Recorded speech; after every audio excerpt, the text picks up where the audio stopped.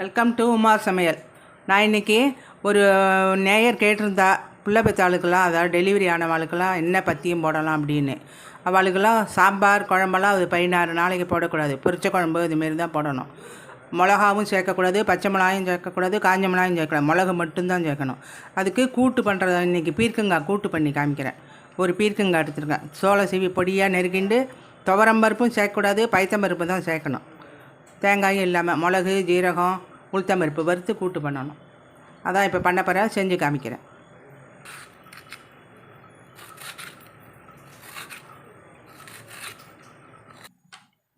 இந்தமாரி தோலை சீவி வச்சுக்கணும்.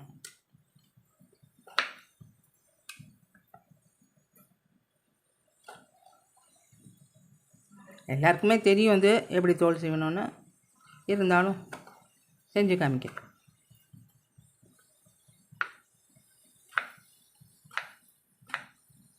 இதேமாரி தான் பிஞ்சாக இருக்கணும். அவரைக்காய், புடலங்காய், அப்புறம் முருங்கைக்காய் எல்லாம் இதேமாரியே கூட்டு பண்ணி கொடுக்கலாம் 16 நாள். அதுக்கப்புறம் காரம் இல்லாமல் கொஞ்சம் கொஞ்சம் சாம்பார் குழம்புலாம் சேர்த்துக்கலாம். இப்போ இந்த கரண்டியால் ஒரு கரண்டி பாசி பருப்பு, பைத்தம்பருப்பு போனால் ஒரு கரண்டி போட்டுக்கிறேன். இதை களைஞ்சி நல்லா வேகட்டும். பாத்திரத்தில் தண்ணி வச்சுருக்கேன், பைத்தம்பருப்பு வேக போடுறேன்.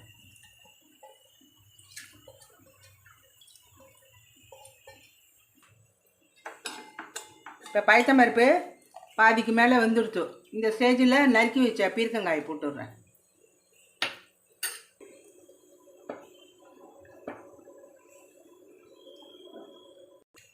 இதுக்கு தேவையான உப்பு போட்டுடலாம். கொஞ்சம் மஞ்சப்பொடி, இன்னும் கொஞ்சம் தண்ணி விடுறேன், வேகணுமோனும்.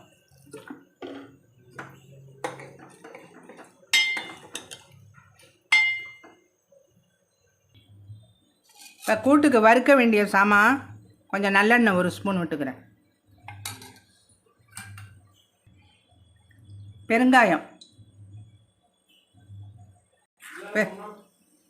பெருங்காயம் பொரிஞ்செடுத்து உளுத்தம்பருப்பு,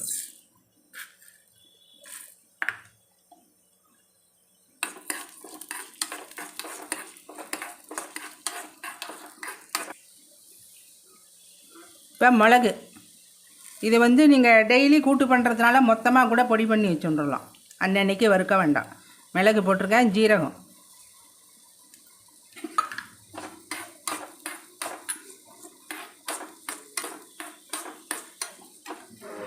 இப்போ உளுத்தம்பருப்புலாம் செவந்துடுத்து கருவேப்பிலை போடுறேன்.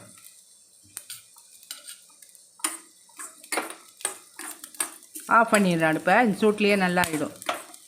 நல்லா மிக்சியில் பொடி பண்ணி வச்சுக்கணும்.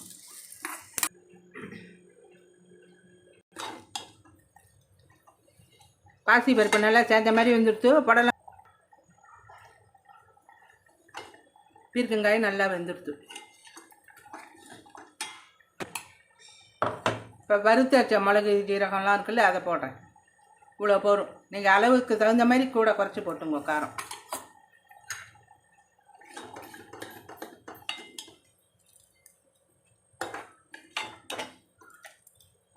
இதேமாரியே புடலங்காய் பண்ணலாம். பீர்க்கங்காய் இன்றைக்கி பண்ணியிருக்கோம். இதேமாரியே புடலங்காய் பண்ணலாம்.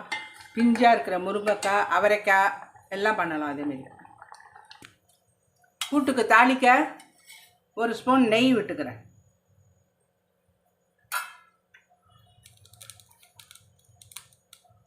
கடுகு போடுறேன்.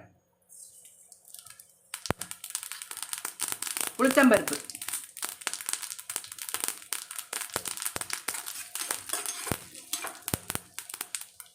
கருவேப்பிலை,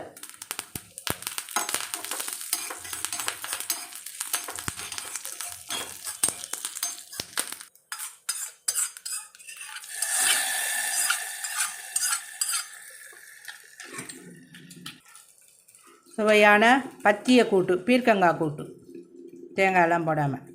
இது நீங்கள் குவான்டிட்டி எவ்வளோ வேணுமோ, நான் ஒரு பீர்க்கங்காய் பண்ணியிருக்கேன், நீங்கள் 2 3 எவ்வளோ வேணுமோ பண்ணிங்க. நீங்களும் செஞ்சு பார்த்து எப்படி இருக்குதுன்னு கமெண்ட் பண்ணுங்கள்.